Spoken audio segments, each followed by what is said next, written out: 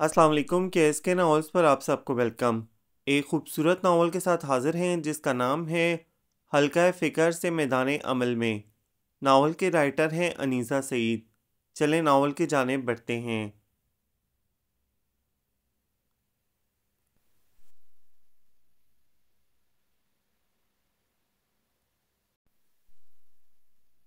वो घर लोगों से भरा पड़ा था। एक वक्त में मुख्तलिफ नौ किस्म के मकीन, इनके रिश्तेदारों के रिश्तेदार, दोस्त अहबाब, ऊपर नीचे दाएं बाएं लोग ही लोग मौजूद रहते थे। घर में रात गए तक आमदोरफ्त जारी रहती और चाय पानी का सिलसिला भी। हर कोई दूसरे का दोस्त, हमराज, गमगसार होने का दावा करता, मगर एक वो थी जिसे हमा वक्त दिल में ये गिला रहता कि कोई इसकी बात सुनने वाला नहीं।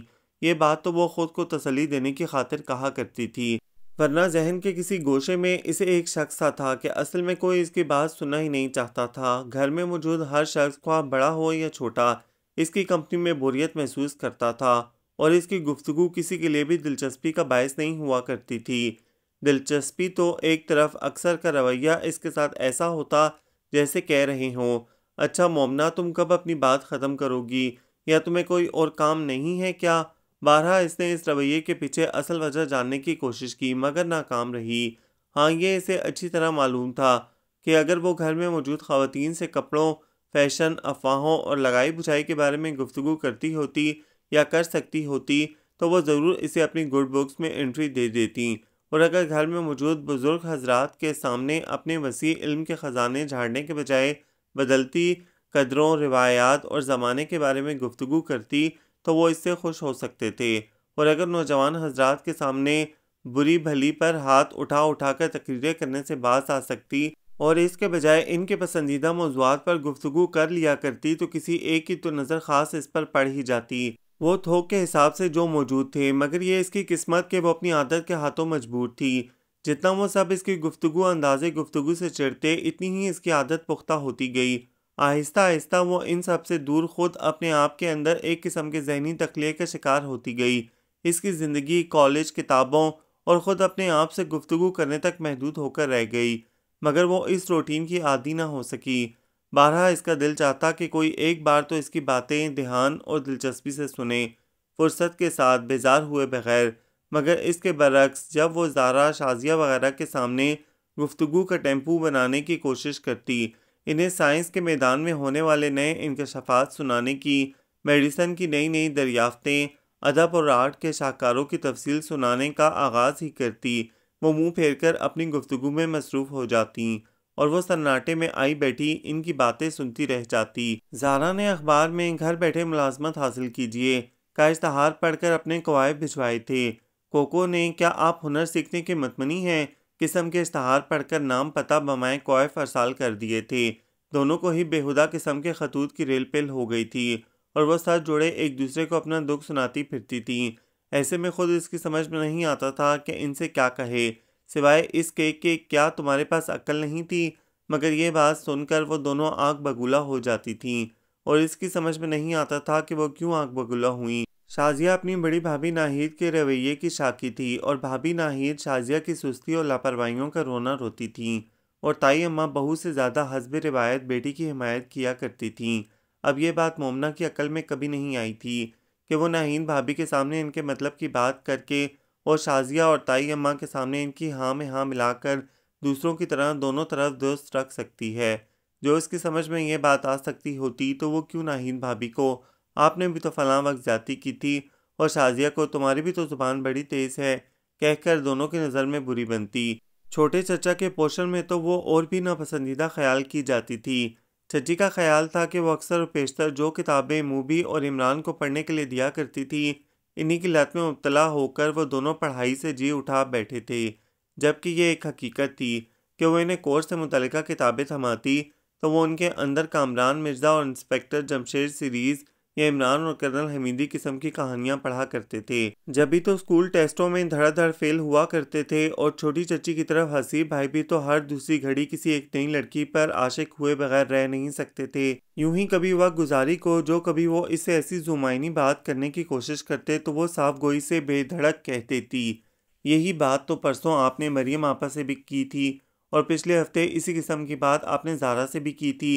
कसम से हसीब भाई, आप बेहद झूठे हैं। छोड़ें इस किस्म की बेकार मसरूफियात को, लें ये रिकॉर्ड पढ़ें। वक्त और वजूद, आपको बहुत सी बातें इस एक मौजू को पढ़ने से समझ में आ जाएंगी। और यकीनन हसीब भाई का दिल चाहता होगा कि इस वक्त में काश वो किताब 5 एग्जिस्टेंशियलिस्ट फिलोसफर्स जो वो उनके हाथ में थमा गई थी, इसके सर पर मारकर कह सकते, तुमसे ऐसी बात कहने का दिल किसका चाहता है। वो तो यूं ही लड़की सामने देखकर बात मुंह से आदतन फिसल पड़ी थी, वरना अपनी शक्ल और अकल देखी है। मगर ये कमाल इसमें बहरहाल था कि वो कहने वाली बात कहकर बड़े इत्मीनान से अपनी राह लेती थी। बड़े चचा के यहाँ एक मंसूर भाई थे जो कभी कभार इसकी बात सुन लिया करते थे, मगर इनकी आदत बहुत ज़्यादा बहस करने की थी, और जब इनकी बहस ख़त्म होती थी तो पता चलता कि असल बात का तो नतीजे से कोई ताल्लुक ही नहीं। वो तो इस बहसा बहसी के शोर में कब की न जाने कहाँ गुम हो चुकी। इसीलिए वो दानिस्ता मंसूर भाई से कोई बात करने से गुरेज ही किया करती थी। और वहाँ मरियम आपा और फारूक भाई भी थे। मरियम आपा के तो खैर सारे शौक ही घरेलू और सुघड़ किस्म के थे। वो इसे अचार, चटनियों, मुरब्बे, रशीदा के दस्तरखान, चीनी खाने या फातिमा की कशीदाकारी, ऊन, डोरी और क्रॉस स्टिच के नमूनों पर मुश्तमिल किताबों के अलावा ख़वातीन मुसन्निफ़ात के लिखे दिलदोज़ किस्म के नावलों में खोई मिलती और इसकी भारी भरकम बातें सुनकर चौंकती। गर्ल्स वर्दी, ये क्या? अच्छा, ज़रूर कोई इतालवी डिश होगी। मुझे तरकीब ज़रूर देना। या क्या कहा? माइक्रोचिप नई चीज़ है, कब आई? क्या तुमने देख ली है? मुझे भी देना, बहुत अरसा हो गया कोई नया वीडियो देखे हुए। इसको बार बार सर पीटना अच्छा नहीं लगता था, इसलिए मरियम आपा से इसकी गुफ्तगू हाल अहवाल दरियाफ्त करने से आगे नहीं बढ़ा करती थी। एक फारूक था, घर का वाहिद फर्द था जो बेधड़क इसके मुंह पर कहता, हटाओ परे मोमना अपनी शकील और भारी भरकम गुफ्तगू।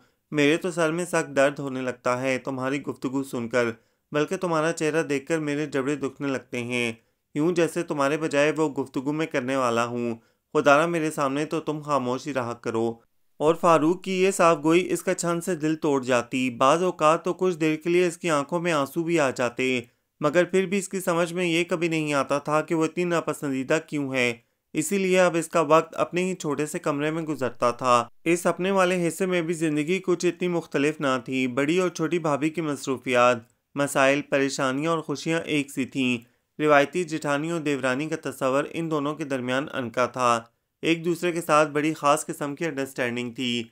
ज़िंदगी के अक्सर मामूलात उन्होंने बड़े उम्दा तरीके पर बांट रखे थे, और जब वो इन मसरूफियात से फारिग होकर इकट्ठी बैठती तो शोहर की कंजूसी, लापरवाही और सुस्ती से शुरू होकर बच्चों के डायपर्स, कपड़ों, हत्ता के ट्रेडिंग रिंग्स की रोज़ अफजो बढ़ती हुई कीमतें, मुलाजिम की मारी डंडियों, रिश्तेदारों और उनके रिश्तेदारों के स्यापों, टीवी ड्रामों, पिछली शब देखे अलहमरा के ताज़ा शो, चाइनीज़ खाने से होती घर में मौजूद 3-4 सास ससुर और ढेरों नंदों देवरों के किस्से डिस्कस हो जाने तक जारी ही रहा करती।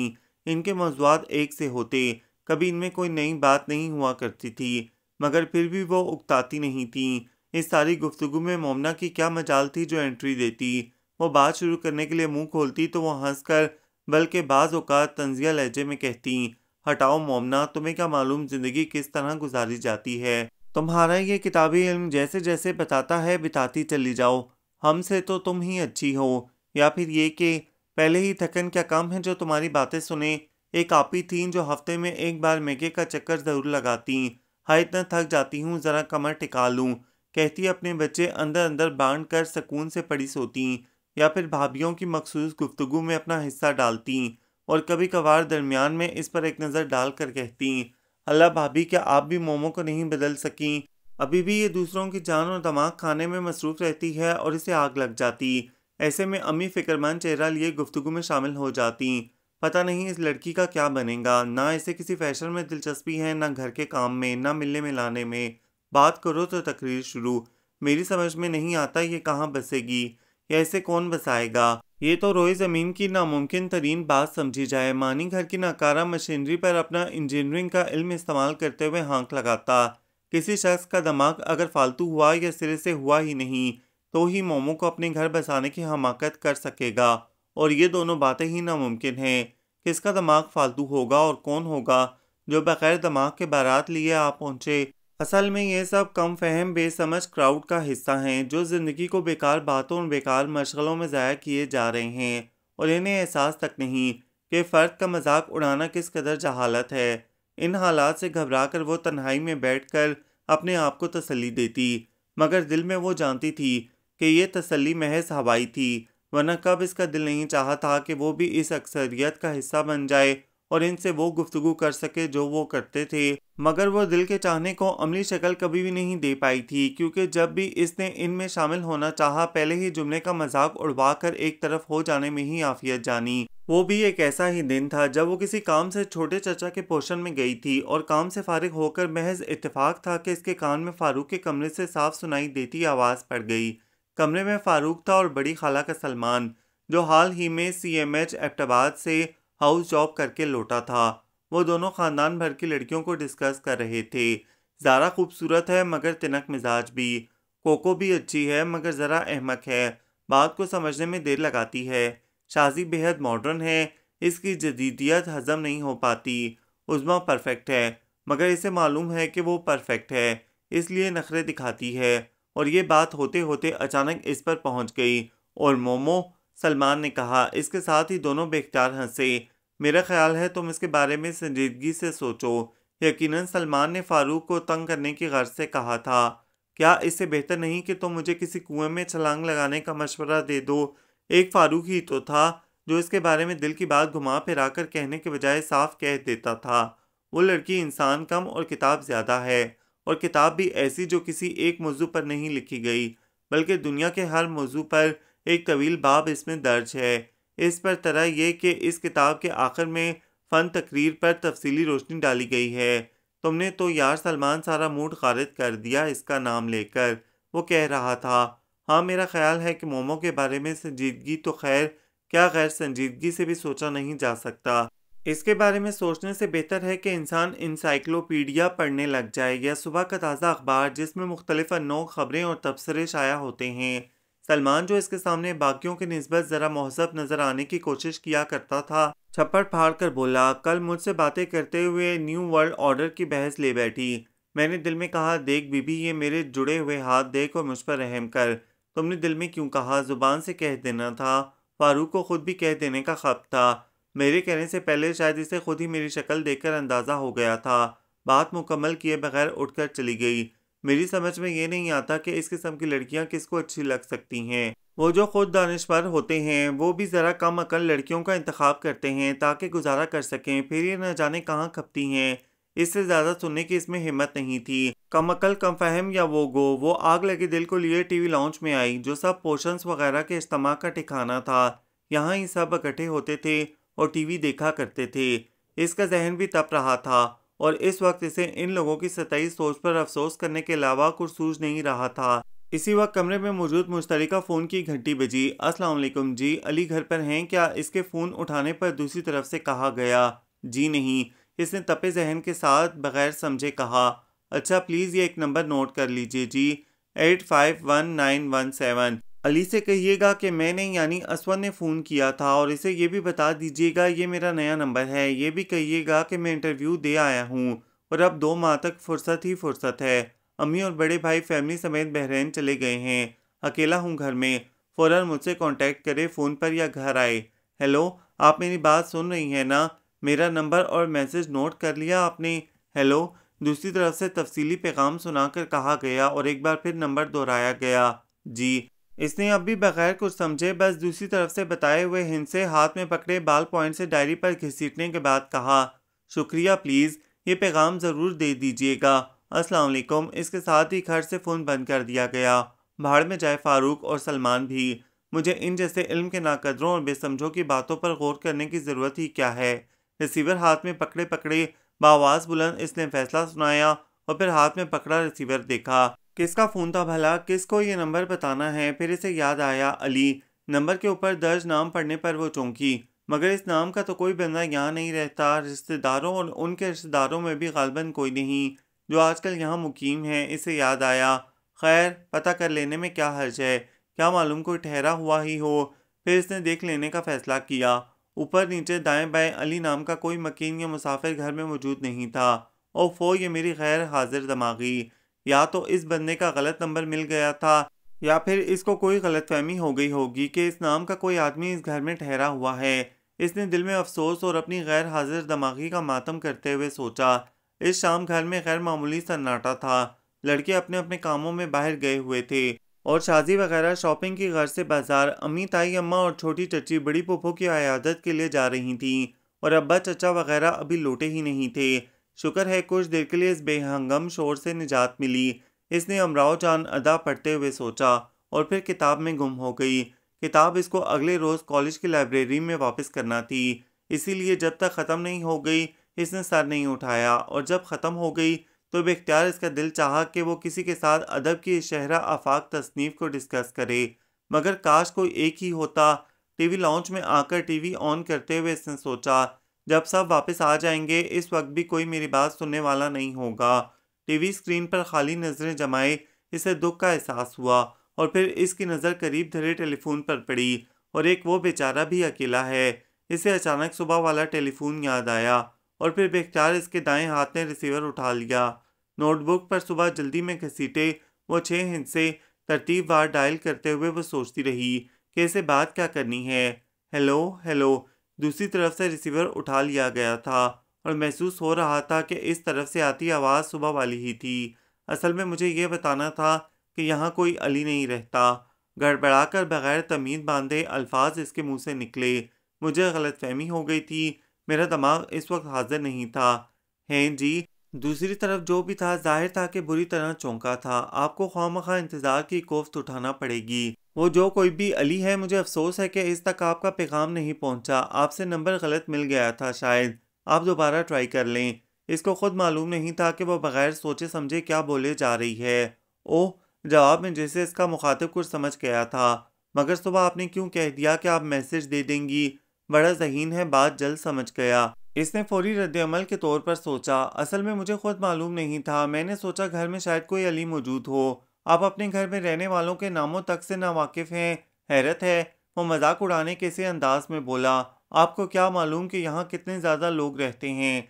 मेरा ख्याल था कि शायद कोई अली यहाँ मौजूद हो, मगर अफसोस है कि फ़िल वक्त कोई अली दस्तयाब नहीं है। मगर आपको क्यों अफसोस है? इसकी आवाज़ में हंसी की आमेज़िश थी। खैर, बहुत शुक्रिया, आपने मुझे बताने की ज़हमत की। वैसे आपको नंबर याद रह गया? हैरत है, आपका हाफ़ज़ा खासा तेज़ मालूम होता है। नंबर क्या, मुझे तो आपका पूरा मैसेज याद है, क्योंकि मैंने इसे हूबहू नोट कर लिया था। वो बिला इरादा बोलती गई। इसके बावजूद कि आपको यकीन नहीं था कि आपके घर में कोई अली रहता है या नहीं। इसके बावजूद, इसलिए कि कोई अली हो भी सकता था, नहीं भी। और अगर कोई निकल आता तो मैसेज ना होने की सूरत में मेरा और भी मजाक बनता। कमाल की चीज़ है आप, और कमाल की चीज़ है आपका घर भी, जहाँ इस कदर लोग रहते हैं जिनको एक दूसरे के नामों और घर में मौजूदगी या गैर मौजूदगी का भी इल्म नहीं। वैसे ये घर है कहाँ पर वाक़या? मैं बतौर दुनिया का न जाने कौन सा अजूबा इसे देखना ज़रूर पसंद करूँगा। मुझे अजायबात में बड़ी दिलचस्पी है, यकीन कीजिए। यहाँ तो लोगों को एक दूसरे के बारे में और भी बहुत कुछ इल्म नहीं होता, लेकिन आपका इससे क्या ताल्लुक? आपसे तो बस माजरत ही की जा सकती है। वैसे अमराव जान अदा के बारे में आपका क्या ख्याल है? बात के दौरान अचानक इसे याद आया कि बकौल इस शख्स के वो तन्हा भी था और फारिग भी। वो एक मर्तबा फिर चौंक गया। अच्छा है, अच्छा।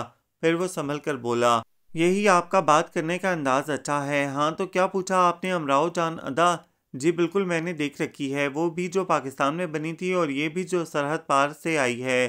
क्या मतलब? वो गड़बड़ा गई। मैं रुस्वा के नावल उमराव जान अदा के बारे में पूछ रही हूँ। रुस्वा वो क्या होता है? अच्छा, रुस्वा। हाँ, हो जाया करता है आदमी कभी कभार, अगर कोई फाश गलती कर बैठे तो। मगर रुस्वा हो जाने और उमराव जान अदा का क्या ताल्लुक है? और ये रुस्वा का नावल नहीं, एक रुस्वा नावल ज़रूर हो सकता है। इसमें कुछ इसी किस्म का किस्सा है। वो शख्स फारिग और तन्हा होने के अलावा बातूनी भी मालूम होता था। नहीं, आप नहीं समझेंगे, वो मायूस होकर बोली। सबकी तरह आप भी मेरी बात समझने के बजाय मजाक ही उड़ाएंगे। मुझे अफसोस है मैंने आपका वक्त बर्बाद किया। अरे, आप तो नाराज़ हो गई। वैसे क्या वाकई आपने फ़ोन सुबह की गलतफहमी दूर करने के लिए किया है? मुझे तो ऐसे लग रहा है जैसे आप महज वक्त गुजारी के लिए शौक फरमा रही हैं।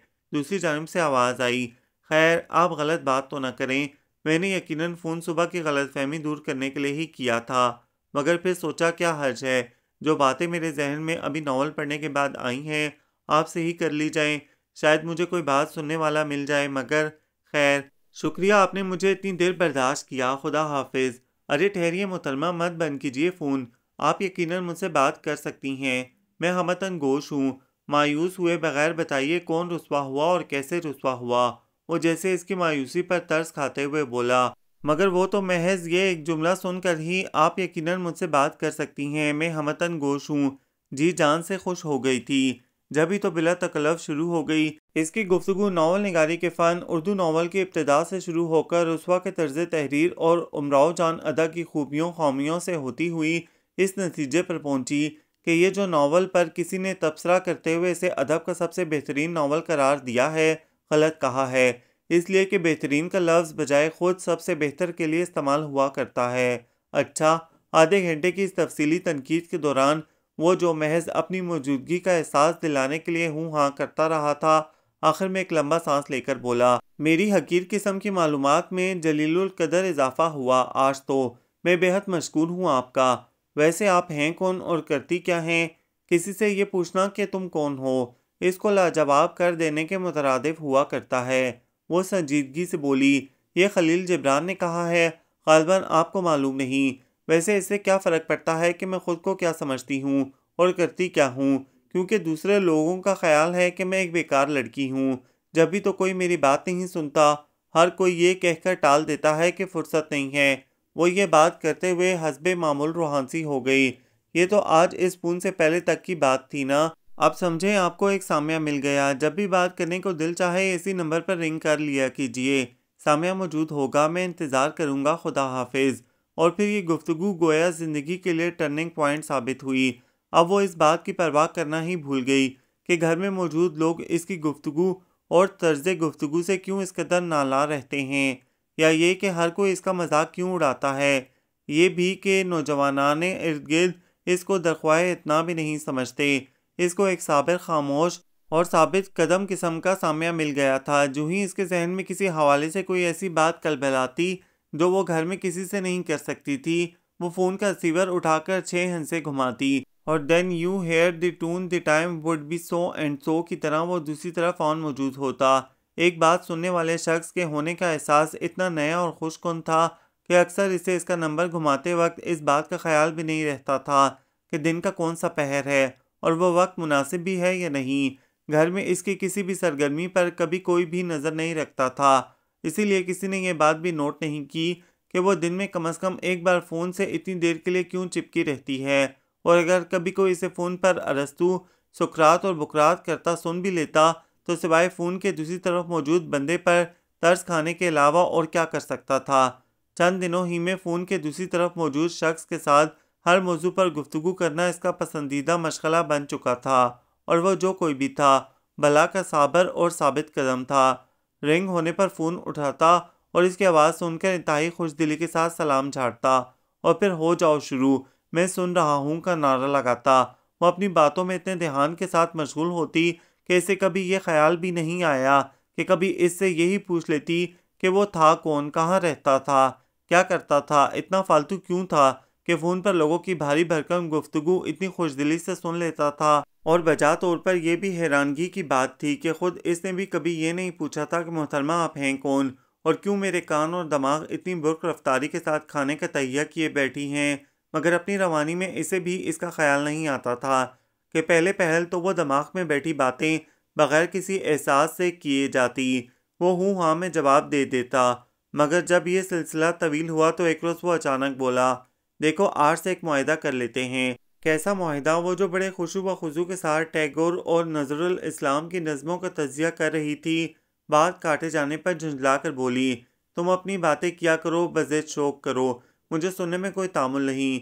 मगर आइंदा से कभी कभार तुम्हें मेरी बात भी सुन लेनी चाहिए। आखिर मेरी भी कुछ दिलचस्पियां हैं जिन पर बात करने को मेरा दिल चाहता है। अच्छा, वो कदर तामुल से बोली, मगर कैसी दिलचस्पियां हैं आपकी? बहुत नॉर्मल सी, आम सी। यकीन करो मैं तुम्हें तंग हरगिज़ नहीं करूँगा।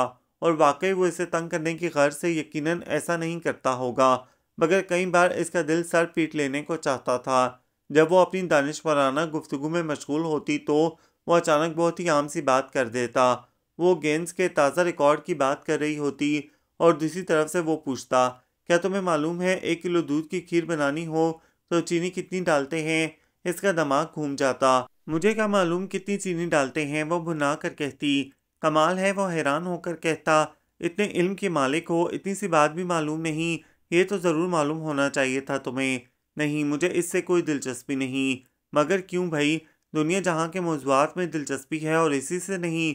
अच्छा देखो, मुझे बता ही दो। फिर इसने ज़रा दरख्वास्त करने के अंदाज में कहा, मैं घर में अकेला हूँ और आजकल मेरा दिल खीर खाने को चाह रहा है। भाई किसी और से पूछ लें। वो मज़ीद झुंझला कर बोली, क्यों भाई, तुमसे क्यों ना पूछूं? मैं तुम्हारी बातें सुनने और इनको शेयर करने के लिए इतनी मेहनत करता हूँ। अखबार रिसाले पढ़ पढ़ कर मेरा बुरा हाल है और तुम मेरी इतनी सी मदद नहीं कर सकती। ये कैसी दोस्ती है? इसके ऐसे इसरार पर इसे नाचार इधर उधर से पता करना ही पड़ा कि 1 किलो दूध की खीर कैसे बनाई जा सकती है। बड़े जतनों से पकेगी ये खीर। तरकीब बताने पर इसे महसूस हुआ कि वो हंसी रोकते हुए कह रहा था, ख्याल रखिएगा कहीं कोई कुत्ता ना खा जाए। वो चिढ़कर बोली, ग्रेट, वो चिल्लाया, ग्रेट सेंस ऑफ ह्यूमर। वो मजीद झुंझला गई। ऐसी ही झुंझलाहट उस वक्त भी हुई जब वो माउंट एवरेस्ट सर करने वालों की तारीफ दोहरा रही थी। एक एक्सपीडिशन टीम के लीडर ने लिखा है, वो बड़े इन्हमाक से कह रही थी, क्या तुम्हें मालूम है बालों में खुश्की हो जाए तो क्या करना चाहिए? दूसरी तरफ से अचानक सवाल हुआ, क्या? इसे जैसे इस बेतुकी बात पर शौक लगा। हाँ, वो यकीन दिलाने के से अंदाज में बोला, अगर बालों में खुश्की हो जाए तो क्या करना चाहिए? मैं तो भाई कई जतन कर चुका, सैकड़ों किस्म के शैम्पू इस्तेमाल कर लिए, कई हेयर ऑयल भी आजमाए, मगर कोई फ़ायदा नहीं हुआ। और अब जब भी मेरी नज़र अपने बालों की खुश्की पर पड़ती है तो मुझे सख्त शर्मिंदगी होती है। तो फिर मैं क्या करूं? वो खफगी से बोली, ये अच्छी दोस्ती है। वो भी गोया खफा हुआ, मैं तुम्हारी इतनी बातें सुनता हूँ जब भी तो सर में खुश्की होने लगी है। अब ये तुम्हारा फ़र्ज़ है कि तुम्हें इस सिलसिले में मेरी मदद करो, लेकिन मुझे नहीं मालूम, मेरे तो अपने बालों में। वो कुछ कहते कहते रुकी और फिर इसका हाथ बेख्तियार अपने रूखे बालों की तरफ बढ़ गया। दूसरी तरफ हंसी दबाने की आवाज़ आई, मगर इसने महसूस नहीं किया। चलो किसी से पूछ कर बता देना, वो एहसाने अजीम करता हुआ बोला। हाँ, तो क्या कह रही थी तुम? माउंट एवरेस्ट का क्या किस्सा था भाई? फिर इसने याद कराया। और अगले दिन वो शाजिया से पूछ रही थी, बालों में खुश्की हो जाए तो क्या करना चाहिए? हैं? शाजिया को करंट लगा। मोमो, तुम्हें कैसे ख्याल आ गया कि तुम्हारे बालों में खुश्की है? बस आ गया ख्याल, तुम मुझे बताओ। वो बेसब्री से बोली और शाजिया के बताए नुस्खे लेकर ही टली। शाम को वो नुस्खे फ़ोन पर दोहरा रही थी और वो हर तरकीब की नफ़ी किए जा रहा था। धनिए का तेल नहीं भाई, ये तो खालिस कहीं से मिलता ही नहीं। क्या कहा?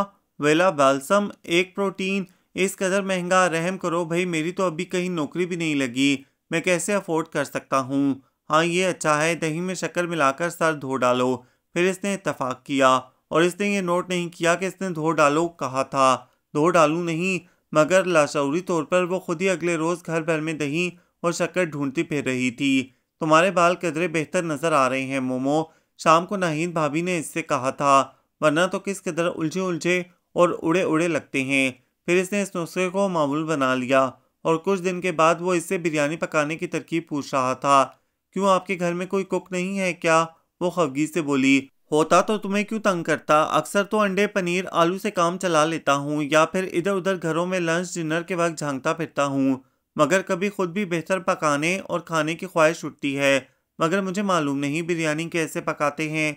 अरे इतनी ज़्यादा किताबों का जो ज़ख़ीरा तुमने जमा कर रखा है, इसमें कुछ कुकरी बुक्स का इजाफा भी कर लो तो क्या मज़ाक़ा है। तो आप खुद क्यों नहीं खरीद लेते कुकरी बुक्स? इसका मतलब है तुम्हें सिर्फ अपनी बातें करने में दिलचस्पी है। तुम मेरी किसी बात को ना तो अहमियत देती हो, ना ही मेरी मदद कर सकती हो। वो नाराज़ हुआ।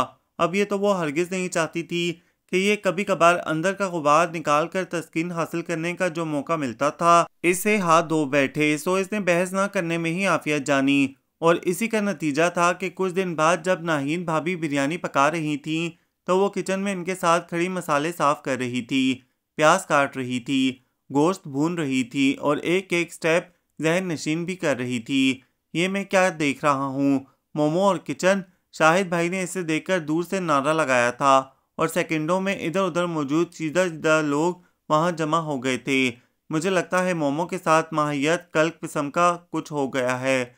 कुछ दिनों से इसकी रूटीन ही बदल गई है। फारूक हस्बे मामूल इसे चिढ़ाने की गर्ज से कह रहा था। ना तो वो खौफनाक किस्म के लेक्चर सुनने को मिलते हैं, ना ही शोला बार आंखें देखने को मिलती हैं। अब ये किचन और इसके टंटे कमाल। वो सबको मुतवज्जा कर रहा था।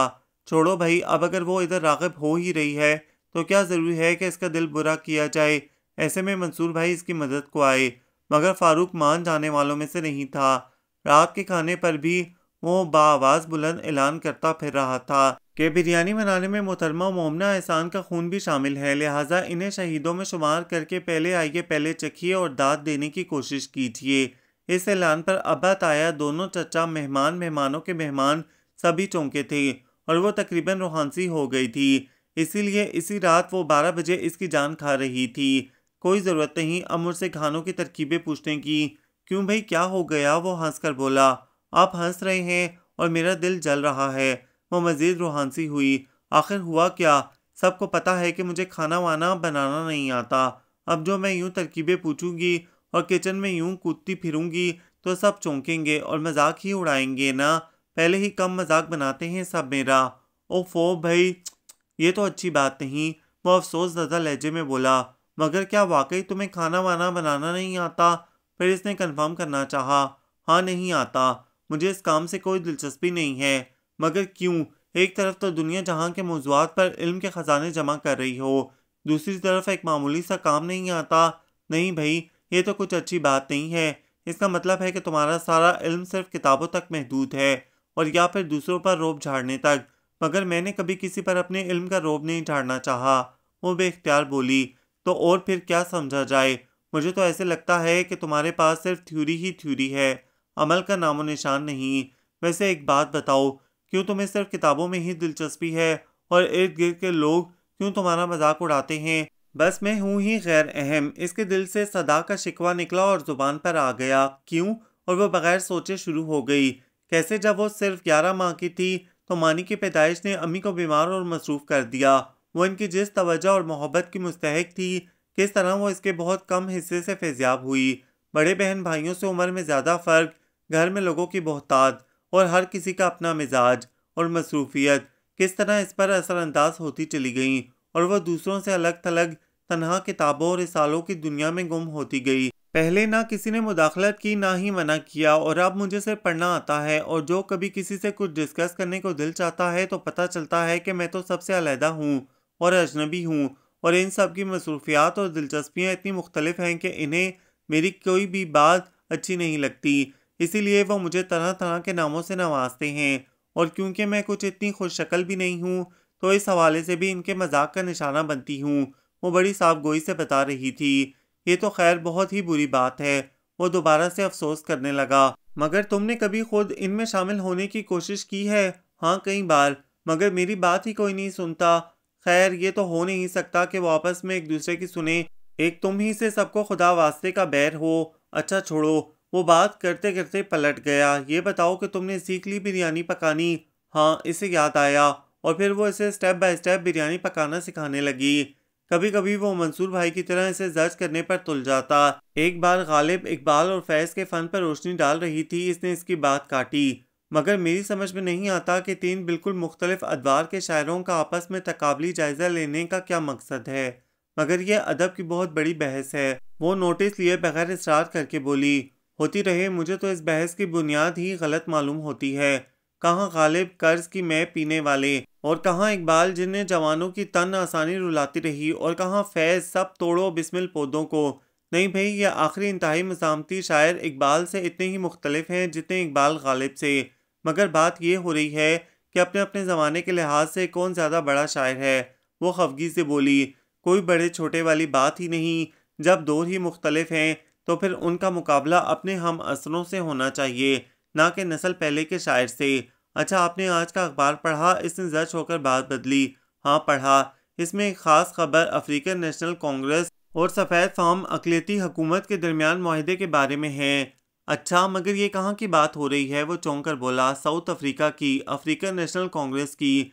दोनों में से किसकी? वो बगैर समझे बोला। दोनों की। साउथ अफ्रीका एक मुल्क है और अफ्रीकन नेशनल कांग्रेस वहाँ स्याह फॉर्म लोगों की सबसे बड़ी जमात। आप नेल्सन मंडेला को नहीं जानते क्या? वो स्याह फॉर्म लीडर जो। अच्छा, वो बात काट कर बोला। असल में साउथ अफ्रीका से मेरी वाकफियत अमीन डोनाल्ड जॉन्टी रोड्स एक गैंग पर 22 रनर और जोला हुड तक ही महदूद है। अच्छा, फिर क्या हुआ साउथ अफ्रीका में? फिर वो बड़ी मासूमियत से बोला। कुछ नहीं हुआ, बात का मज़ा ही ख़त्म हो गया था, वो क्या कहती। नहीं भाई, बात मुकम्मल तो करो ना। दूसरी तरफ से लंबी जमाई लेने के बाद कहा गया। साफ इजहार था कि इसे नींद आ रही थी। खुदा हाफिज। वो मजीद कुछ बोले बगैर बोली। इसका इरादा था कि अब वो ये सिलसिला भी ख़त्म कर दे, क्योंकि मंसूर भाई की तरह जब वो बहस करने पर उतरता तो करता ही चला जाता और इस बात से वो तंग हो जाती। मगर तीसरे ही रोज़ इसे अपना इरादा बदलना पड़ा। इस रोज़ वो कैलकुलेटर सामने रखे एक फिगर का परसेंटेज निकालने में मसरूफ़ थी और घर में हस्बे मामूल कोई शख्स भी इसकी मदद करना तो गुचा इसकी बात सुनने को भी तैयार नहीं था। नाचार इसे इसका नंबर घुमाना पड़ा। दूसरी तरफ से एक अजनबी आवाज़ उभरी। जी ये 851917। वो अटकते हुए बोली। जी हाँ। वो अब इसे इसका नाम कतई भूल चुका था। इसने टेलीफोन डायरी खंगाल डाली जिसमें पहले रोज़ किसी शख्स ने अली के नाम वो पैगाम लिखवाया था, मगर इतनी जल्दी में वो नाम खाक नज़र आना था। Hello hello. दूसरी तरफ से मुसलसल टेप बजता लगा। देखें वो साहब जो यहाँ रहते हैं वो हैं। वो गड़बड़ा गई। जवाब में रिसीवर दूसरी तरफ किसी दूसरे हाथ में मुंतकिल हुआ।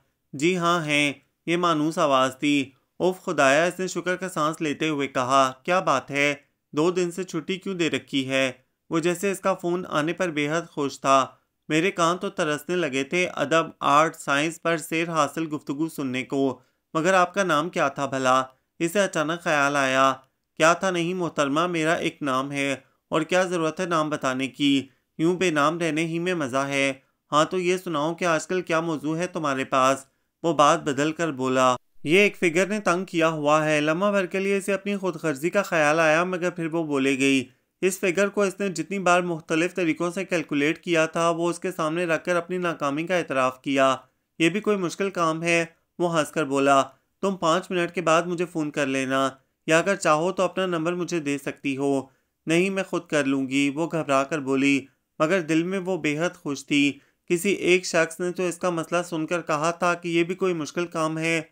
गोया वो इसका मसला हल कर सकता था। इसने 5 के बजाय 10 मिनट के बाद नंबर घुमाया और वह शैतान की तरह मौजूद था। लंबी चौड़ी तफसील सुनाने के बाद इसने जवाब इसके सामने दोहराया। अरे हाँ, इसके जहन की गरा खुल गई। यूं तो मुझे ख्याल ही नहीं आया था। वैसे मालूम होता है कि मैथ्स में आपका जहन खूब तेज़ है। अभी तो तुमने पहला इम्तहान लिया है, अभी तुम्हें क्या मालूम। वो हंस कर बोला। और हाँ, तुमने अपना नंबर नहीं बताया। क्या ज़रूरत है, मैं खुद जो कर लेती हूँ। मैं तुम्हें इतना चालाक नहीं समझता जितनी तुम हो। वैसे इस मजमून खासी यानी रियाजी में तुम मेरा जी भर के इम्तहान ले सकती हो, क्योंकि ये मेरा पसंदीदा मजमून है। अच्छा, वो मुस्कुराई। अच्छा ये बताइए वो कौन सा फिगर है जिसे 2 पर तकसीम करें तो 4317.5 का फिगर मिलता है। इसने कुछ सोचते हुए कहा। ये मैं तुम्हें थोड़ा सोच कर बताऊंगा। कितने मिनट के बाद फ़ोन करूं। जब भी अगली बार फ़ोन करोगी। अच्छा ये बताओ तुमने न्यूज़ वीक का ताज़ा इशू पढ़ा है। जैसे उसे कुछ याद आया। नहीं। हैरत है, तुमने और नहीं पढ़ा। वो चौंक कर बोला। इसमें तो तुम्हारी दिलचस्पी का खासा सामान है। क्या ख़रीदा भी नहीं। नहीं, असल में कल मेरे भतीजे ने मेरी ऐनक का शीशा तोड़ दिया, इसलिए कल से कुछ पढ़ा ही नहीं जा सका। आज इसीलिए कॉलेज भी नहीं गई। ऐनक का शीशा इसे जैसे शौक सा लगा। तुम ऐनक भी लगाती हो। हाँ, मगर क्यों लगाती हो। भाई मेरी नज़र जो इस कदर कमज़ोर है। क्यों, क्या नहीं लगानी चाहिए। इसके बावजूद भी हाँ, नहीं लगानी चाहिए। वो जल्दी से बोला। मेरा मतलब है कि अब ऐनक के टंटे कौन पालता है। अब तो लोग ख़ुसूसन लड़कियां नज़र कमज़ोर हो जाने पर ऐनक के बजाय कॉन्टैक्ट लेंसेज लगाती हैं। तुम क्यों नहीं लगाती। लड़कियों को तो अच्छा नज़र आने का खप्त होता है। क्या तुम्हें नहीं है। क्यों नहीं था। इसका भी दिल चाहता था कि वो अच्छी नज़र आए, मगर वो कुछ भी कर ले, जैसी है इसे बेहतर नज़र आ ही नहीं सकती। एक बार फारूक ने ये कहकर इसे बिल्कुल ही मायूस कर दिया था, इसलिए इसने कभी कोशिश ही नहीं की थी। क्यों, क्या बात है। वो अपनी बात का जवाब न पाकर वो बोला। मगर मुझसे हैंडल नहीं होंगे लेंसेज। सुना है इनकी बहुत हिफाजत करना पड़ती है। वो बुझी आवाज़ में बोली। कोई हिफाजत वगैरह नहीं करना पड़ती। जब आदत हो जाए तो खुद ब खुद हैंडल हो जाते हैं। तुम अगर मुझे दोस्त समझती हो तो मेरा मशवरा मानो और कॉन्टैक्ट लेंसेज लगवा लो। इस ऐनक के झंझट को कहाँ तक पालोगी। बात तो उसकी ठीक ही थी। ऐनक इसको ख्वार भी बहुत करती थी। जरा कहीं जगह से बेजगह हो गई, समझो घर उथल पुथल हो गया। सारे बच्चे बड़े घुटनों के बल चारपाइयों, कुर्सियों, मेज़ों के नीचे ऐनक तलाश कर रहे हैं। किचन, स्टोर, बाथरूम तक छान मारे जाते थे। लॉन और पौधे झाड़े जाते थे। फिर कहीं जाकर ऐनक बरामद होती और इस अरसा में बगैर ऐनक के वो बिल्कुल बेकार बैठी रहती। अब अगर लेंसेज लगवा लिए जाएं तो सारा वक्त आंखों में मौजूद तो रहेंगे। ये तो नहीं होगा कि अभी उतारे थे कहाँ गए। वो 3 दिन की मुसलसल सोच विचार के बाद उसने लेंसेज लगवाने का फैसला कर ही लिया। एक बार फिर घर भर हैरान रह गया। मोमो को यह ख्याल कैसे आ गया? सब सवाल कर रहे थे। कयामत की निशानी है, फारूक ने कहा था। मगर वो किसी बात की परवाह न करते हुए 5वें दिन अब्बा के साथ जाकर लेंसेज लगवा आई। तुमने ऐनक क्यों उतार दी? चेहरा जो पहले ही खाली खाली लगता था अब और भी खाली लगने लगा है। फारूक कहने से बाज नहीं आया। नहीं भाई, अब ऐसे तो ना कहो। सच्ची बात है, मोमो बहुत बेहतर लग रही है अब मोटे शीशों की ऐनक के बगैर। आप ही ने कहा अभी हमें आदत नहीं है इसे ऐनक के बगैर देखने की, इसीलिए अजीब लग रहा है। रफ्ता हफ्ता खुद ही आदत हो जाएगी। शुरू में तो इसे भी अजीब लगता था अपना खाली चेहरा। बार बार इसका अपना हाथ आदतन ऐनक ऊंची करने को उठ जाता था, मगर फिर भी उसे ये अच्छा लग रहा था। वो फ़ोन करके मशवरा देने वाले का शुक्रिया अदा करना चाहती थी, मगर शुमाई किस्मत। इन्हीं दिनों में फ़ोन ख़राब हो गया और उसको ठीक होने में 2.5 हफ्ते लग गए। इन्हीं दिनों में इसके टेस्ट भी शुरू हुए और रमज़ान भी आ पहुंचा। वह सब कुछ भूल भाल कर नई मसरूफियात में खो गई। इस रोज़ 5वां रोज़ था जब सहरी के वक्त उसे लाउंज से कोको की आवाज़ आई। मोमो, तुम्हारा फ़ोन है। वो गला फाड़ कर चिल्ला रही थी। मेरा फ़ोन? वो चौंक गई। इसका फ़ोन तो कभी भी नहीं आया था सिवाय इन इक्का दुक्का सहेलियों के, वो भी जब इन्हें नोट्स या रहनुमाई की ज़रूरत पड़ती। किसका है? वो नीचे आकर बोली। मालूम नहीं। कोको ने शाने उचकाए और किचन की तरफ चल दी और रिसीवर उठाकर हेलो कहने पर उसे हालते शौक में मुब्तला होना पड़ा जब दूसरी तरफ से उसे वो मानूस आवाज़ सुनाई दी। आपको मेरे नंबर का इल्म कैसे हुआ? वो घबरा कर बोली। हम गैब का इल्म जानते हैं बीबी, आपको क्या बताएं। अब वो हंस रहा था। तुमने इतने दिन फ़ोन नहीं किया, मैंने सोचा चलो मैं ही कोशिश कर देखूं। मगर आपको मेरे नंबर का कैसे पता चला? वो बार बार पूछ रही थी, मगर वो जवाब देने के बजाय और बात कर रहा था। नहीं, तुमने एक फिगर बताया था, इसके बारे में पूछा नहीं। फिर कहाँ गायब हो गई थी? फ़ोन ख़राब था मगर आपको नंबर। बड़ी आसान बात है, मगर तुम्हारे जहन में जहाँ इतनी बड़ी बड़ी बातें डेरा जमाए बैठी हैं, कहाँ से आएगी? वह अभी भी हंस रहा था और वह चोर नज़रों से अब्बा और छोटे चचा को देख रही थी जो चाय की प्याली लिए लाउंज में आ बैठे थे और सहरी की ट्रांसमिशन बड़े इन्हमाक से देख रहे थे। बस यूं समझ लो कि नफ्सियात से जो थोड़ी सी दिलचस्पी थी काम आ गई, इसी से तुम्हारे नंबर तक पहुंचा। वैसे कैसा ढूंढा? वो मुसलसल हंस रहा था। उसने झुंझलाकर फ़ोन बंद कर दिया। ये अच्छी मुसीबत गले पड़ गई थी। आखिर इस शख्स को मेरा नाम और नंबर मालूम कैसे हुआ? वो किचन की तरफ आते हुए सोचती रही। तुमसे किसने कहा था कि मेरा फ़ोन है? किचन में आकर वो कोको पर बरसी। कहना किसने था? बार बार बेल होती थी, मैं उठाती तो कोई कहता प्लीज़ ज़रा अफलातून को बुला दीजिए।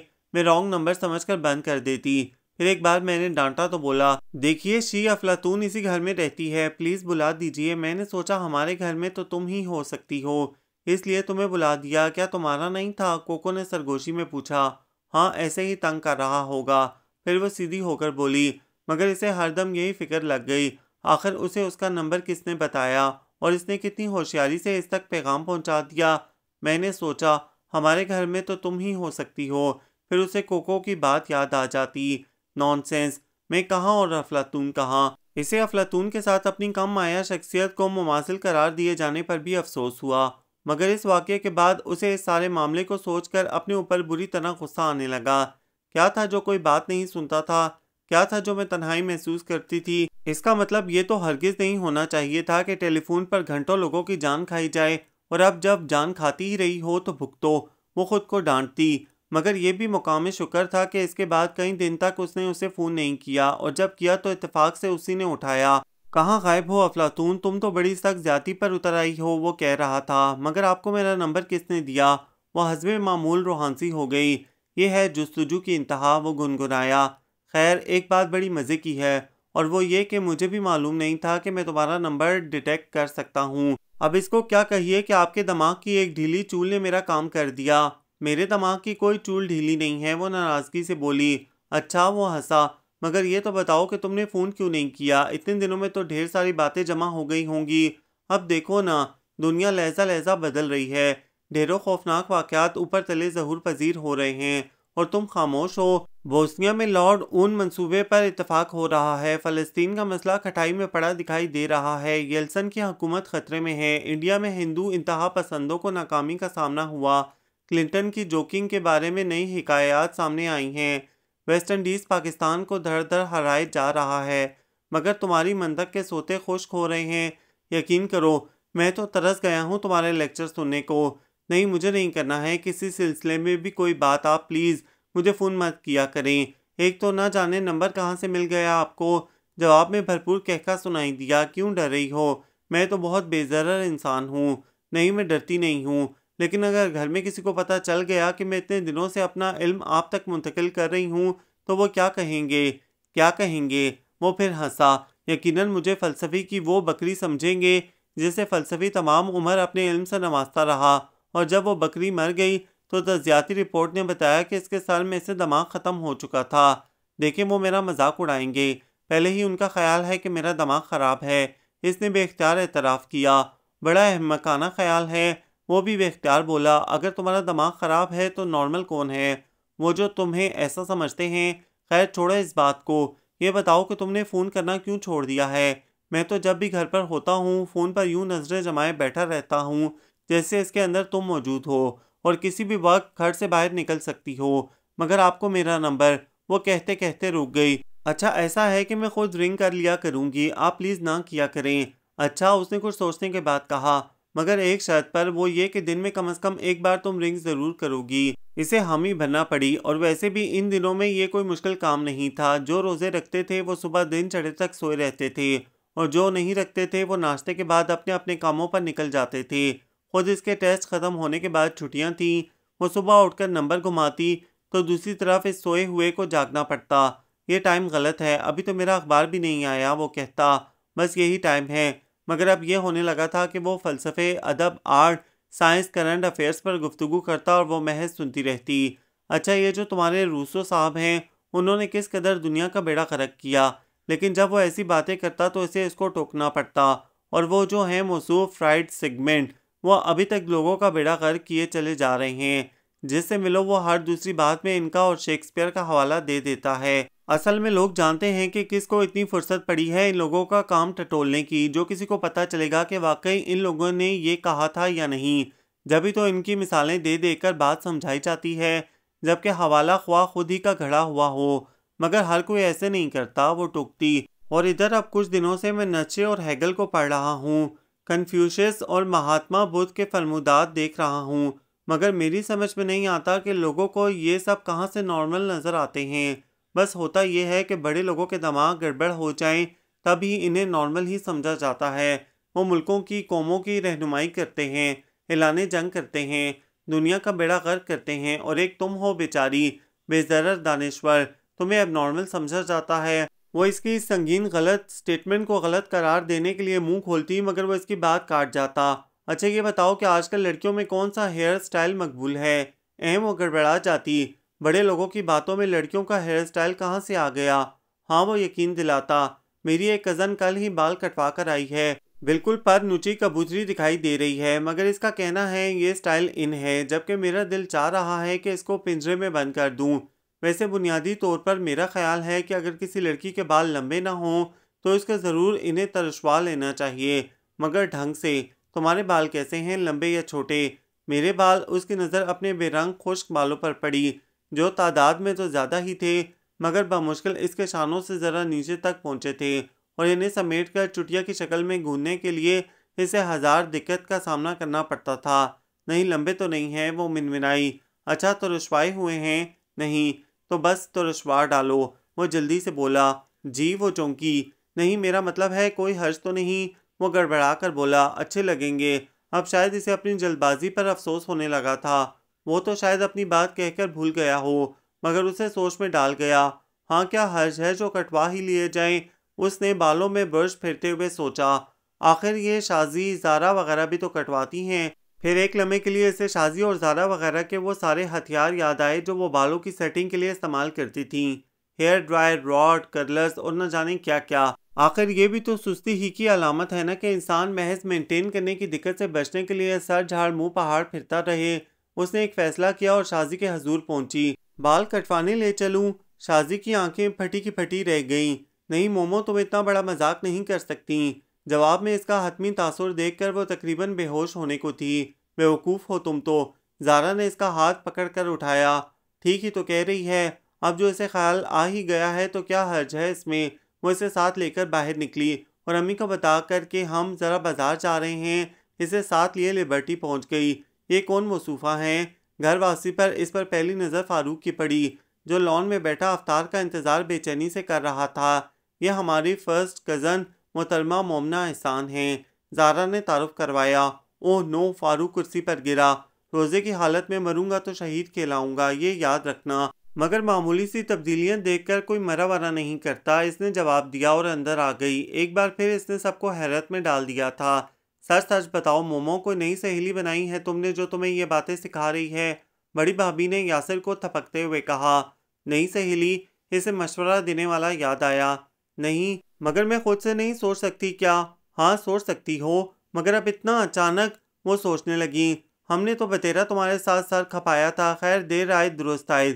और बाद में उसने खुद महसूस किया कि वो अब इल्मी व अदबी बहसों से ज़्यादा इससे इस किस्म की बातें किया करता था। पाकिस्तान में मुहैया सबसे बेहतर मेकअप कौन सा है? लिपस्टिक और नेल एनिमल में कौन सा शेड इन है? शहर की कौन सी बुटीक पर सबसे अच्छे डिज़ाइन बिक रहे हैं? कौन से मौके पर कौन से कपड़े और कौन से जूते इस्तेमाल करना चाहिए? गो वो ये सब बातें अपनी मुख्तलिफ कज़न्स के हवाले से करता था, जिनकी चॉइस इसे कभी पसंद नहीं आई थी। और वो इसे अपना ख्याल बताता था कि फ़लाँ कज़न को इसके बजाय ये इस्तेमाल करना चाहिए। मगर मोमना एहसान के घर वालों को हर रोज़ इसमें आने वाली एक नई तब्दीली पर चौंकना पड़ता था। शलवार एक प्रिंट की, कमीज़ किसी दूसरे और दुपट्टा किसी तीसरे ही रंग में पहनने वाली मोमना के पहनने ओढ़ने में खासी खुशगवार तब्दीली आ रही थी। वो अपनी कज़न से कपड़ों, मेकअप, जूतों और ज्वेलरी पर मशवरे लेने देने लगी थी। अम्मी, ताई, चचियों से खानों की तरकीबें पूछती थी और मरियम आपा से खाने और टेबल डेकोर करने के तरीके। और इन्हीं आती तब्दीलियों में रमज़ान भागा जा रहा था और वो इस महीने के आखिरी दिन थे, जब सब घर वाले मरियम आपा के लिए आने वाले प्रपोज़ल कबूल हो जाने के बाद होने वाले फंक्शन के मुख्तलिफ अमूर डिस्कस करते फिरते थे। वो भी ठीक ठाक इन बातों में शामिल थी। ज़ारा वगैरह के साथ इसने भी कपड़े बनवाए थे, ईद के लिए भी और मंगनी के लिए भी। कुछ दिनों से वो अपने मशीर को फ़ोन करना भी भूल जाती थी, मसरूफियत ही इतनी थी। मगर 29वें रोज़े के दिन जब इसकी नज़र अचानक अपनी किताबों पर पड़ी तो वो चौंक गई। अरे मैं इनसे इतनी दूर हो गई हूँ। इसने बेख्तियार 2-4 किताबें उठाईं और घर के मुताला हुई और इससे टाइम गुजरने का एहसास तक नहीं हुआ। अरे मोहम्मद जल्दी करो, अभी रोज़ा खुलने वाला है, चांद भी देखना है और अभी मरियम आपा के ससुराल वालों ने भी आना है और तुम यहाँ बैठी फ़लसफ़े खंगाल रही हो। कोको ने दरवाज़ा खोला और अंदर झांककर इसे बताया और वापस चली गई। अरे अभी तो मैंने नहाना था। उसे याद आया और वो तेज़ी से उठकर सीढ़ियाँ चढ़कर ऊपर चली आई। नहाकर बाहर निकलते निकलते रोज़ा खुलने में 15 मिनट बाकी रह गए। बालों को ड्राई करके सेट करते हुए उसे सख्त उलझन महसूस हो रही थी। क्या मुसीबत पाल ली है? इसे ये बात हर उस वक्त याद आती जब उसे ये लंबा अमल तय करना पड़ता। हाय मेरा लेंस! फिर अचानक उसे अपनी एक आंख खाली होने का एहसास हुआ। सीलान में उंगली भिगोकर आंख में डालने पर भी इसे लेंस नहीं मिला। इसके दिल को धक्का सा लगा और वो बाल दुरुस्त करना भूलकर लेंस की तलाश में खो गई। बाथरूम में, ड्रेसिंग टेबल पर, बेड के नीचे उसने कमरे का कोना कोना छान मारा। मोमा रोज़ा खुल गया। नीचे से आवाज़ आई। वॉश बेसिन की टूटी से एक घूंट पानी पीकर इसने रोज़ा अफ्तार किया और फिर लेंस की तलाश में मगन हुई। नीचे से किसी गाड़ी के हॉर्न ने एहसास दिलाया कि कोई मेहमान आया है, मगर वो लेंस ढूंढती रही। अम्मी अब्बा तो बहुत डांटेंगे, इतनी लापरवाह थी तो लगवाने की क्या ज़रूरत थी। हाथ में टॉर्च पकड़े वो बाहर आई। एक एक सीढ़ी पर टॉर्च मारते हुए वो मुसलसल बड़बड़ा रही थी। लाउंज में मंसूर भाई 2-3 लोगों के साथ बैठे थे, मगर इसका ध्यान लेंस पर अटका हुआ था। इसने कुछ और नहीं देखा। लोगों को खौफनाक ख्वाब आते हैं, इसको खौफनाक फ़ोन आते हैं। कोई कह रहा था, उसने बेध्यानी में सुना। यकीन करो यार, 1-1 किलो की एक-एक बात करती है वो लड़की। मेरे तो सर पर से गुजर जाती है। अच्छा ये खुद कैसे बर्दाश्त कर लेता है?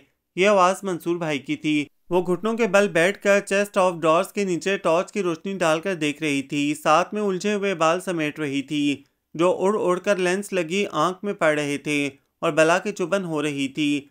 नहीं यार, मुझे तो बड़ी दिलचस्प लगती हैं वो बातें। जब भी तो इसे ट्रेस करना चाह रहा हूँ।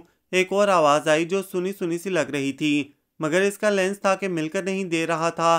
क्या बात है मोमो, क्या ढूंढ रही हो? कमरे में से किसी के जाने की आवाज़ के बाद मंसूर भाई की आवाज़ आई। अपना लेंस ढूंढ रही हूँ। न जाने कहाँ गिर गया। पता नहीं किस अहमक गधे के कहने पर मैंने लेंस लगवा लिए थे। और ये बाल मुसीबत। उसने झुंझलाकर बिखरे बाल पीछे किए जिनमें राउंड ब्रश झूल रहा था। आप किसी को बताइएगा नहीं प्लीज मंसूर भाई, सब मेरा मजाक उड़ाएंगे। उसने टॉर्च ऊपर करके पीछे देखा। मंसूर भाई ने टॉर्च इसके हाथ से ले ली और खुद भी सरगर्म हो गए और उसकी नज़र सीढ़ियों के पास धरे टेलीफोन स्टैंड के पास खड़े फोन उठाकर नंबर घुमाते शख्स पर पड़ी। एक आंख में लेंस न होने की वजह से मंजर धुंधला सा लग रहा था। मालूम नहीं किस अहमक के कहने पर मैंने लेंस लगवा लिए थे। उसने एक बार फिर बआवाज बुलंद इजहार ख्याल किया और उसे महसूस हुआ कि वो शख्स चौंक सा गया था। ये तो नहीं आपका लेंस मोहतरमा। उसने सोफे के बाजू से चिपकी एक मुन्नी सी चीज उठाई। बिलाशुबा वो इसका लेंस ही था, मगर यहाँ कैसे आया? अरे हाँ, यहीं बैठकर तो वो 6 वजूदी फलसफी पढ़ती रही थी। जी हाँ शुक्रिया। उसने सुखड़ा हुआ लेंस उससे लिया और उसे धोने की गर्ज से ऊपर आने लगी। मंसूर, ये तुम्हारा नंबर जो है 86350, यही तो वो नंबर है। पीछे से आवाज आई। 1 मिनट मोहतरमा, ये गालबन उसे पुकारा गया। उसने मुड़कर देखा। उसके सामने खड़े शख्स ने एक नज़र उसके बिखरे बालों और परेशान हाल हुलिये पर डाली। तुम अफलातून तो नहीं हो? मुट्ठी पे धरे लेंस पर उसकी गिरफ्त मजबूत हो गई और यकीनन उसका रंग भी उड़ गया था। खूब पहचाना यार। मंसूर भाई हंसे। हमारे घर के अफलातून यही तो है, मगर तुम्हें कैसे मालूम हुआ? यही तो इंतहा है जुस्तजू की। वो बेख्तियार मुस्कुराया था। कम से कम इस धुंधले मंजर में उसे तो यही नजर आया था। यही वो मोहतरमा है जो 1-1 किलो की बात करती हैं। क्या ये वो? और तुम इसे तलाश करते रहे हो? मंसूर भाई के मुंह से बेरब्त बातें निकली। तुम मोमो। फिर वो इसकी तरफ मुड़े। तुम असवन से इतने अरसे से 1-1 किलो की बातें करती रही थी या नहीं? मगर ये कौन शख्स था जो यहाँ आया था? मेहमान या फिर मेहमानों का मेहमान? इतने दिनों में तो दुनिया में इनकलाबी तब्दीलियां आ गई। अफलातून, तुमने कुछ इज़हार ख्याल नहीं किया? वो किस कदर यकीन से बात कर रहा था। एक लम्हे के लिए इसके दिल में आया उसके यकीन की नफी कर दे। तुम कौन हो कहकर वापस चली आए, मगर इसके लहजे के यकीन इतना कामिल था कि वो कुछ कह न सकी और मुड़कर ऊपर चली आई। सॉकिंग सॉल्यूशन से लेंस धोकर लगाने और बाल बनाने के बाद जब वो नीचे आई तो मंसूर भाई और वो दोनों अभी भी अकेले वहां बैठे थे और बाकी लोग चांद नजर आ जाने के बाद की खुशियां मनाते फिर रहे थे। वो छोटी चची के कमरे में घुस गई। लाउंज में होने वाली गुफ्तगू बआसानी सुनाई दे रही थी। हाँ, पहले पहले मुझे भी लगता था कि जैसा कि लड़कियों की आदत होती है ख्वाह फ़ोन पर तंग करने की, वैसे ही ये भी। वो कह रहा था, मगर आहिस्ता आहिस्ता मुझे एहसास हुआ कि इस लड़की का मसला कुछ और है। यार मंसूर, घर में तुम लोगों ने इसे इतना नज़रअंदाज क्यों किया हुआ है? पता नहीं यार, बस इसकी बातों से सभी चिढ़ जाया करते थे, इसीलिए इसकी कभी किसी से बनी नहीं। असल में इसकी शख्सियत ही कुछ अधूरी सी है, इसलिए भी। मंसूर भाई लापरवाही से बोले और उसका दिल भी रोने लगा। अधूरी नहीं यार, बिल्कुल मुकम्मल और नॉर्मल। बस तुम लोगों की बेनियाजी ने इसे ऐसा बना दिया था। इसकी शख्सियत को ज़रा सी तवज्जो और मोहब्बत की ज़रूरत थी, फिर वो ऐसी पॉलिश होती कि तुम हैरान रह जाते, मगर शायद तुम में से किसी के पास इतनी फुर्सत नहीं थी। वो कह रहा था। फिर मैंने जब महसूस किया कि इसको तवज्जो और हमदर्दी की ज़रूरत है तो मैंने खुद ही ये सिलसिला जारी रखने का फ़ैसला कर लिया। और तुमने महसूस किया होगा कि इन्हीं दिनों में इसमें कैसी ड्रामाई तब्दीलियाँ आई होंगी। मंसूर भाई सोचने में मसरूफ़ थे। और तुम्हें कैसे पता चला कि मोमो ही वो लड़की है, जबकि तुम कहते थे कि तुम्हें इसके नाम तक का पता नहीं? वो कह रहे थे। हाँ, वो कहका लगाकर हंसा। ये भी महज इत्तफाक है। एक बार मैं उससे फ़ोन नंबर पूछ रहा था कि कुछ रियाजी की बातें भी हो रही थीं, कैलकुलेशन का जिक्र था। अचानक उसने कहा, वो कौन सा फिगर है जिसे 2 पर तकसीम किया जाए तो 4317.5 का फिगर मिलता है। मेरी छठी हिस्स कह रही थी कि फ़ोन नंबर का जिक्र होने पर इसका ध्यान यकीनन अपने सामने क्रेडल पर दर्ज नंबर पर होगा। ये मेरा कयास था, क्योंकि नफ्सियात की रूह से ऐसा होना चाहिए था। मैंने मल्टीप्लाई करने के बाद जो फिगर मिला उसको घुमा दिया। तुम्हारा फ़ोन ख़राब था, कई दिन बाद मिला। इसका नाम तो मैं नहीं जानता था, इसलिए मैंने अफलातून बता दिया। हैरत का इंतहाई आखिरी मकाम तो ये है कि ये मुझे मिल गई। जुस्तजू की इंतहा गालबन यही है। अब तुम ये बताओ कि मेरी क्या मदद कर सकते हो? वो कह रहा था और छोटी चची के कमरे में मौजूद मोमना एहसान का चेहरा आंखों से बहते पानी ने बुरी तरह भिगो दिया था। मुझे मालूम था कि ये नंबर इसी इलाके का है, मगर मैं नहीं जानता था कि आज इसी घर में वो मुझे लेंस ढूंढते मिल जाएगी। इसको देखने और इसकी गुफ्तगू सुनने के बाद, जिसमें वो इस अहमक गधे को कोस रही थी जिसने उसे लेंसेज लगवाने का मशवरा दिया था, मुझे यकीन हो गया था कि वही वो लड़की है। और जब मैंने तुम्हारी मौजूदगी की परवाह किए बगैर बराह रास्त इससे पूछा कि तुम अफलातून तो नहीं हो, तो जो तासुर इसके चेहरे पर आया वो मेरे यकीन को पुख्ता बनाने के लिए काफी था। तुमने उसे लेंसेज लगवाने का मशवरा दिया था? मंसूर भाई ने पूछा। हाँ, ना सिर्फ लेंसेज लगवाने का बल्कि बाल तरशवाने, लिबास, फैशन, जेवर, हर शोबे में मैं इनडायरेक्ट इसको डायरेक्ट करता रहा। नतीजा सामने है और हम बेकार में इस माहियत कल्ब की बुनियादी वजह जानने के लिए सोच विचार करते रहे। मंसूर भाई हंसकर बोले और फिर अचानक दरवाजे का हैंडल घुमाकर कोई अंदर आया। तुम यहाँ ही हो ना मोमो? वो मंसूर भाई ही थे। मैंने तुम्हें ऊपर से आकर इस कमरे में आते देखा था, मगर असवन ने नहीं देखा। बेफिक्र रहो, आओ जरा बाहर आओ, वो कह रहे थे। उसने एक नज़र आईने पर डाली। इस वक्त आईने में जो छवि थी, इसमें और 2.5 माह पहले वाली मोमना एहसान में ज़मीन आसमान का फ़र्क था। कोई भी कह सकता था। वो आहिस्ता कदमों से चलती मंसूर भाई के पीछे आई। यह असवन रजा है मोमो, मेरा नया दोस्त। रिश्ते में मरियम का देवर लगता है, आसिफ का फर्स्ट कज़न। हाल ही में आईसीआई में बतौर केमिकल इंजीनियर अपॉइंट हुआ है। वैसे तुम इसे अच्छी तरह जानती हो। मेरी वाकफियत तो चंद दिन से ही हुई है। ये वही है मोमो जो तुम्हें अफलातून कहता है। उसे जुज़बुज़ होता देखकर मंसूर भाई ने हंसते हुए कहा, जबकि जिस तरह उसने तुम्हारा फ़ोन नंबर डिटेक्ट किया उसे देखकर इसे क्या कहना चाहिए, फ्राइड या फिशागोरस? वो मजीद हंसे। उसने दोनों लेंसेज की मौजूदगी में अपने सामने खड़े फिशागोरस को देखा। वो मुस्कुरा रहा था। जी हाँ, मैं ही फ़लसफ़ी की वो बकरी हूँ जिसका दिमाग आप इतने दिन तक खाती रही हैं। आए बिला मुशाफा दुनिया के हालात, फ़लसफ़ियों के फ़लसफ़े, अदब के शहपारे और आर्ट के शाकार डिस्कस करते हैं, वो कह रहा था। मगर वो कोको की आवाज़ पर पलट चुकी थी। चलो चूड़ियाँ पहनकर और मेहंदी लगवा कर आते हैं, कोको कह रही थी। पिछली ईद पर वो इस शुगल को 1000 बातें सुना रही थी, मगर अब खुश खुश इनके साथ थी। शुक्र है अल्लाह, इसको भी अकल आई। वो इसे यूं जाता देखकर अम्मी ने शुक्र का कलमा पढ़ा। वो उसकी तरफ से मुतमईन और खुश थीं, क्योंकि उसी रोज़ उनके देवर के छोटे बेटे फारूक ने कहा था, बड़ी अम्मी मोमो की शादी का फैसला करते वक्त मुझे जहन में ज़रूर रखिएगा। मगर कुछ दिन बाद इन पर इंकशाफ हुआ कि इस बेरी पर तो और भी पत्थर चले आ रहे हैं। मरियम के मंगेतर आसिफ के फर्स्ट कज़न असवन रजा की अम्मा ने जब इनसे मोमो का रिश्ता मांगा था तो आंखें हैरत से फट गईं। मोमो और काबिल तवज्जो, अल्लाह की शान है, वो सोच रही थी। मगर फारूक तो घर का लड़का है। ये असवन रजा की अम्मा को क्या सूझी? हैरत का दूसरा मकाम उस वक्त आया जब इनकी सरफरी लड़की ने घर के लड़के पर असवन रजा को तरजीह दी। इंसान वो होते हैं जो अंदर की खूबसूरती देखते हैं और आंख बंद करके यकीन कर लेते हैं, वो नहीं जो जाहिर देखकर गुज़िश्ता कलिमात और फैसले वापस ले लेते हैं, वो कह रही थी। और मंसूर भाई का इसरार था कि इस मंगनी के कार्ड पर नूर चश्मी अफलातून हमरा फीशा खुरस लिखवाया जाए, क्योंकि यही सूट करता था। और वो हेयर ड्राई से बाल खुश करने के बाद आंखों में लेंसेस लगाते हुए इन्हें घूर रही थी और सोच रही थी कि सिर्फ किताबों की दुनिया से बाहर आकर अमली दुनिया को देखने पर काया कैसे पलट गई थी। ये नावल आप सबको कैसा लगा? कमेंट्स में अपनी राय ज़रूर दें, हमें इंतज़ार रहेगा। हमारे चैनल को लाइक करें, शेयर करें, सब्सक्राइब करें।